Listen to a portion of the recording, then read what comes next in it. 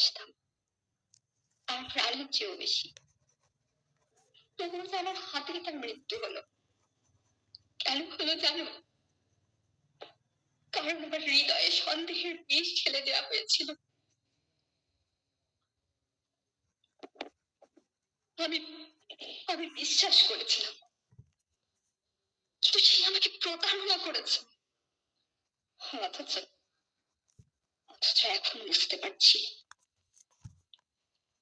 আমি ভুল করেছি, ভীষণ ভুল। যে নারী আমাকে এত ভালোবাসতো,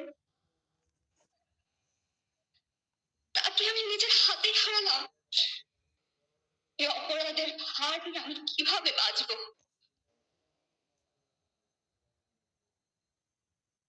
দিস ইজ করুণ রস।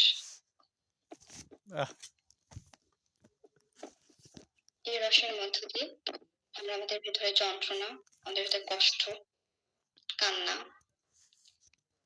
এই আবেদনটাকে, আবেগটাকে বোঝাই।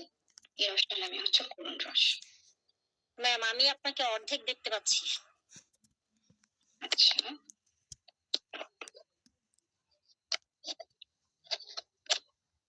এবার কি আমাকে ফুল দেখা যায়? জি জি, এবার সুন্দর দেখা যাচ্ছে।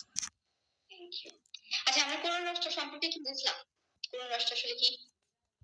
জি।